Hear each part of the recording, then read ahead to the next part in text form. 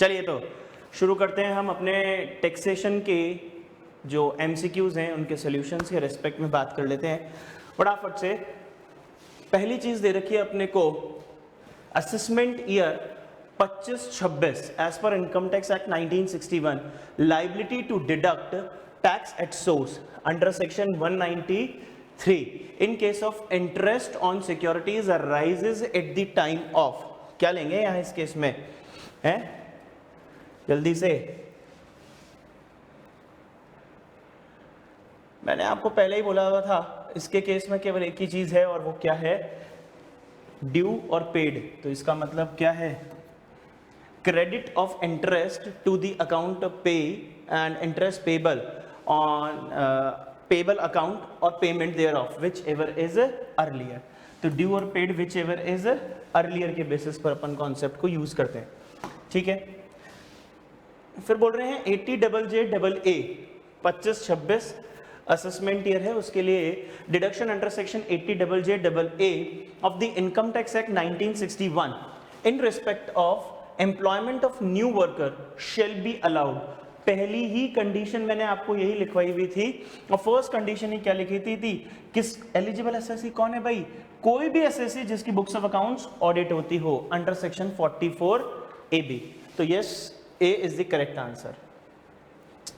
अच्छा, बोल रहे हैं PRT limited a domestic Indian company bought back. अच्छा, ये बायबैक वाला क्वेश्चन है भैया। बायबैक वाले के केस में क्या बात हुई थी अपनी कि 1 अक्टूबर 2024 के बाद बायबैक किया जाए। तो बायबैक की डेट देख लो आप, तो सिंपल है। बायबैक की डेट क्या दे रखी है 15 नवंबर, यानी 1 अक्टूबर के बाद की है। और 1 अक्टूबर के बाद की है तो फिर डिविडेंड के अंदर एक नया सेक्शन जोड़ दिया गया है 222F बोल करके। तो इसका मतलब ये कहाँ टैक्सेबल होने वाला है, बायबैक का जितना भी पैसा होगा, जितना भी अमाउंट अपने को मिलेगा वो पूरा पूरा अमाउंट क्या होगा, डीम्ड डिविडेंड होगा, अदर सोर्सेज में टैक्सेबल हो जाएगा। तो it will be treated as deemed dividend and taxable under income from other sources in the hands of share holder. तो सी, ठीक है। और पहले का होता तो एडिशनल हो सकता था, एडिशनल इनकम टैक्स वाला जो कॉन्सेप्ट था वो, बट ठीक है, C is the correct answer. फिर बोल रहे हैं नकुल 6,000 रुपए की लॉटरी प्राइस जीत ला है। नकुल ने अगर 6,000 रुपीज की लॉटरी प्राइस जीत भी ली है, क्या फर्क पड़ गया भैया उससे, टीडीएस कटेगा कि नहीं? टीडीएस तब कटता जब 10,000 रुपए से ज्यादा का अमाउंट होता, बट यहाँ पे तो 6,000 ही है, तो इसका मतलब टीडीएस डिडक्ट करना कोई जरूरी नहीं है, तो निल, ठीक है। Who from the following will be considered as a specified employee of ABC Private Limited as defined under section 17(2)(3) of the Income Tax Act 1961 for the assessment year 25-26। क्या बोला था, स्पेसिफाइड एम्प्लॉय कौन कौन है?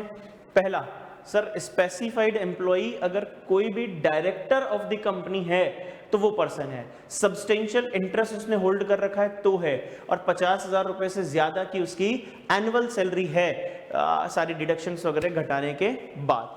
तो देखो जरा, सबसे पहला पॉइंट ही क्या बोल दिया है, mister D a part time director employ but resigned.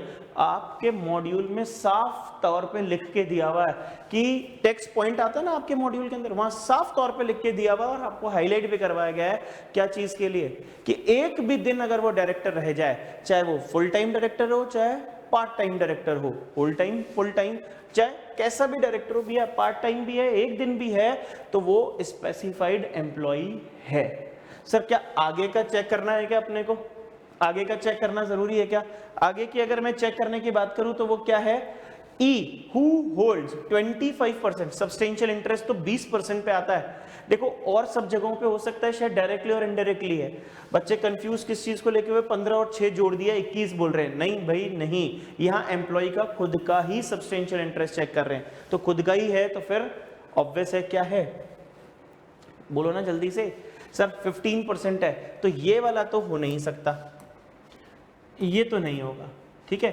Students का फोन आ रहा है, सर एफ भी तो हो सकता है क्योंकि 1 फरवरी 2025 को उसने ज्वाइन किया, हिज टैक्सेबल मॉनेटरी सैलरी जो है वो 50,000 रुपीज पर मंथ है, और 50,000 रुपए पर मंथ है होगा, कितने महीने का होगा सर? 50,000 फरवरी और मार्च का होगा। फैब और मार्च का अगर है तो 2 महीने, तो 1 लाख रुपए की सैलरी होती है, होने दो।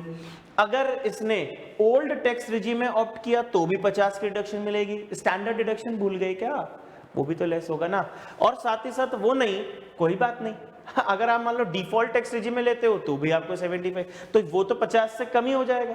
तो इसका मतलब इस केस में भी वो स्पेसिफाइड एम्प्लॉई नहीं हो सकता। तो स्पेसिफाइड एम्प्लॉई होने का चांस सिर्फ किस केस में है? ए ही है, क्योंकि वही एक की बात कर रहे हैं। क्लियर है बात? चले आगे। थोड़ा सा इन्होंने टेक्निकलिटी करी है इस केस के अंदर, बाकी सच कुछ खास नहीं है, ये तो आपको पता ही है, इसमें तो क्या ही बताएं है। 2024-25 standard deduction for family pension, इस बार का अमेंडमेंट था, आपको हाईलाइट भी कराया गया था और बोला भी गया था क्या? अरे बोलो ना, 25,000 और 15,000, 25 बढ़ के किस में हुई? डिफॉल्ट टैक्स रिजिम में, और ओल्ड के अंदर क्या रहा हमारे पास? 15,000। तो करेक्ट आंसर इज 25,000। पहला क्या है? डिफॉल्ट टैक्स रिजिम में है तो 25, दूसरा ओल्ड है तो 15। तो correct answer is D. D is the correct answer. ठीक है। सप्लाई, नॉट अ सप्लाई, ये पूरा का पूरा जो नॉट अ सप्लाई है ये बेसिकली डीम्ड से उठा करके लेकर के आए हैं, डीम्ड सप्लाई वाले कॉन्सेप्ट के रेस्पेक्ट में, जहां विदाउट कंसिडरेशन वाली सप्लाई होती है। विदाउट कंसिडरेशन वाली सप्लाई अगर है तो वहां पे इन सब के अंदर सिर्फ इंपॉर्टेंट बात क्या थी कि एक्सपेंसिव वॉच दिए 50,000 रुपए की एम्प्लॉय को। एम्प्लॉयर एम्प्लॉय रिलेशनशिप क्या है? नॉट अ, बोलो ना जल्दी से सर, क्या अमाउंट दे रखा है? नो अदर गिफ्ट दिया है 50,000 रुपए टू एन एम्प्लॉय है, तो इसका मतलब नॉट अ सप्लाई सिर्फ ये वाला है, एम्प्लॉयर एम्प्लॉय रिलेशनशिप। हाँ, उसके अंदर 50,000 रुपए से कम की गिफ्ट हो तो, 50 से ऊपर की गिफ्ट अगर हो जाएगी तो फिर क्या हो जाएगा? यस। तो इसका मतलब correct answer is D. D बिल्कुल सही है। अच्छा जी, फिर क्या बोल रहे हैं अपने को? सर इंस्टॉलमेंट में अगर गुड्स आते हैं, आईटीसी के अंदर हमने क्या बोला था? आईटीसी में लिखवाया स्पेसिफिकली क्या था कि अगर इंस्टॉलमेंट में गुड्स आ रहे हो तो लास्ट इंस्टॉलमेंट रिसीव्ड होगी तभी करना। तो last instalment received only on receipt of last instalment. हाँ जी, ये प्लेस ऑफ सप्लाई पीओएस क्या होगा? अगर ऑन बोर्ड का है तो लास्ट ही लास्ट था, सेक्शन 10 करवाया था जो, उसका लास्ट सब सेक्शन पॉइंट क्या है? जहां से ऑन बोर्ड होते हैं, जहां से गुड्स चढ़ाए जाते हैं वहीं पर है। तो जहां से चढ़ाए जा रहे हैं, ऑन बोर्ड किए जा रहे हैं, that is the place Mumbai. तो Mumbai is the POS in this case. तो Mumbai B is the correct answer. अच्छा, कस्टम का क्वेश्चन है। कस्टम के इस बार 2 क्वेश्चंस आ गए हैं बेसिकली।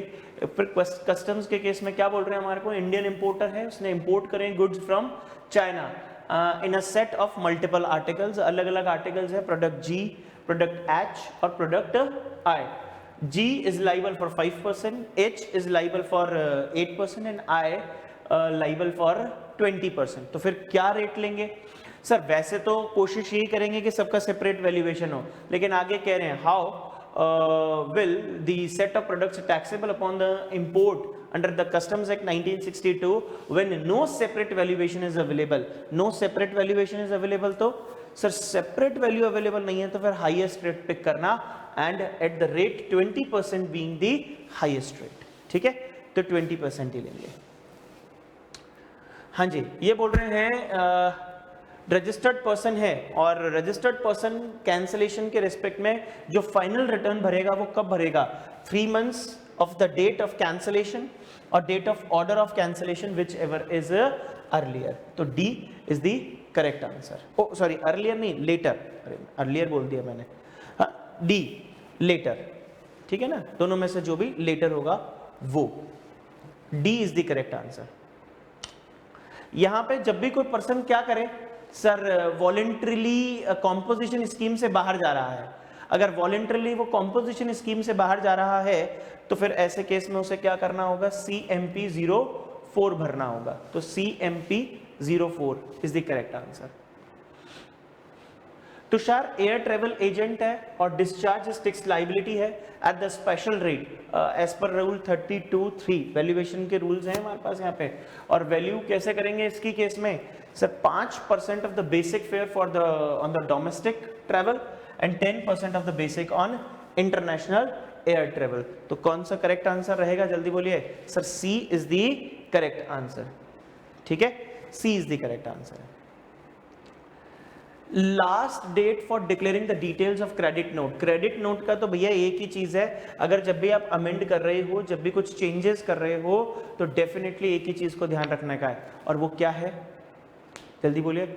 लास्ट डेट क्या होती थी, या तो एनुअल रिटर्न की डेट जो आपने एक्चुअली में फाइल करी है 30th नवंबर, विच एवर इज अर्लियर। तो इसने जो है actual date of filing of annual return तो 31/12/2025 है, जो 30th नवंबर के बाद है, तो 30th November will be the correct date. तो D is the correct date. ये स्पेसिफिकली पूरी की पूरी डेफिनेशन उठा करके बात करी गई है आपसे, और डेफिनेशन के ऊपर बात की गई है, तो वो क्या है, as per the customs valuation determination of the price of imported goods rule 1988 the term similar goods means imported goods. सारी बातें बिल्कुल वहीं से वहीं उठा करके दी हुई है, हालांकि 4 पॉइंट है, इसने 3 दिए हुए हैं। which although not alike in all respect have like characteristics and like component materials which enable them to perform the same functions। तो बिल्कुल करेक्ट है ये बात भी। बोल रहे हैं where which were produced by the same person who produced the goods being valued, ये भी करेक्ट है, and which were produced in the country in which goods being valued were produced, ये भी करेक्ट है। तो correct answer is D. Clear है बात।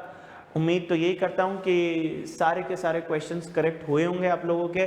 Yes, होने भी चाहिए, सारी चीज़ें क्लास में डिस्कस थी, बहुत सारी चीज़ें आपको बार बार बोली गई थी, बट ठीक है, एटलीस्ट मैं कहूँगा कि 25 से 30 के बीच में तो मार्क्स आने ही चाहिए। अच्छे क्वेश्चंस थे, कुछ कुछ घुमा करके, बाकी सब इजी क्वेश्चंस हैं। तो बाकी पेपर्स के लिए ऑल द बेस्ट, चिंता मत कीजिएगा, सब ठीक होगा। Thank you.